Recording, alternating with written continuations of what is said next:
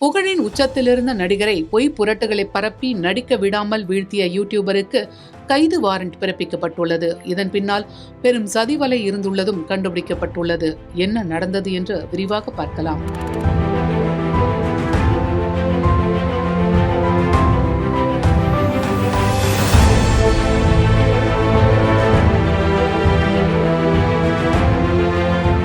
கிம் so Hyun தென்கொரியாவின் பிரசித்தி பெற்ற இளம் கதாநாயகனாக வலம் வந்தவர்.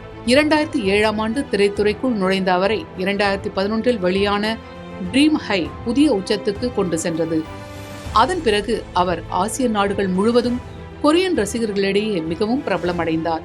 Moon embracing the sun, my love from the star, it's okay to not be okay, queen of tears போன்ற தொடர்கள் அவரின் பிரபலத்தை அதிகப்படுத்தி பெரும் ரசிகர் பட்டாளத்தையே உருவாக்கியது. இந்நிலையில்தான் அந்த சம்பவம் நடந்தது. தென்கொரியாவில் வளர்ந்து வரும் இளம் நட்சத்திரமாக இருந்த கிம் சே ரோன் 2025ஆம் ஆண்டு தற்கொலை செய்து கொண்டு உயிரிழந்தார். இது தென்கொரியாவையே உலுக்கியது. 24 வயதே ஆன அந்த இளம் நடிகை உயிரிழந்த விவகாரம் பூதாகாரமாக வெடித்தது. இந்நிலையில் நடிகை கிம் சே ரோன் பள்ளி மாணவியாக இருந்த நேரத்திலேயே நடிகர் கிம் சோ ஹ்யூன் உடன் காதல் உறவு கொண்டிருந்தார் என்று ஹோவர் லேப் என்ற யூடியூப் நிறுவனம் செய்தி வெளியிட்டது.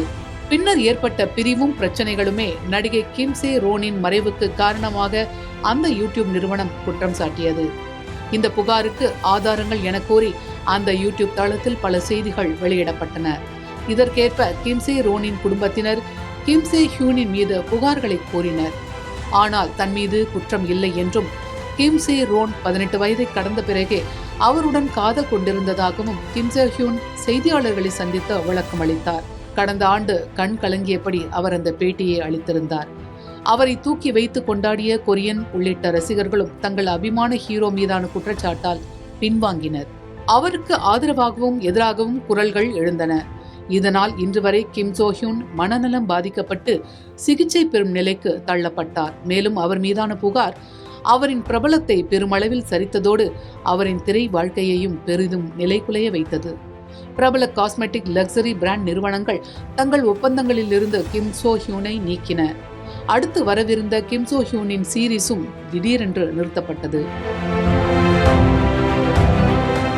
நடிகர் கிம் சோ ஹ்யூனுடன் பள்ளி பருவத்திலிருந்தே காதல் கொண்டிருந்ததாக நடிகை கிம் சே ரோன் பேசியதாக ஒரு ஆடியோ பதிவை அந்த நேரத்தில் யூடியூப் நிறுவனம் வெளியிட்டிருந்தது. இந்நிலையில் அந்த ஆடியோ AI-யால் உருவாக்கப்பட்டது என்று தற்போது காவல்துறையினரின் விசாரணையில் தெரியவந்துள்ளது. இதையடுத்து சியோல் மத்திய மாவட்ட நீதிமன்றம் ஹோவர் லேப் நிறுவனருக்கு கைது வாரண்ட் பிறப்பித்து உத்தரவு அளித்துள்ளது. இதையடுத்து கிம் சோ ஹ்யூன் விடுத்த அறிக்கையில் உண்மை நிரூபிக்கப்படும் என்றார்.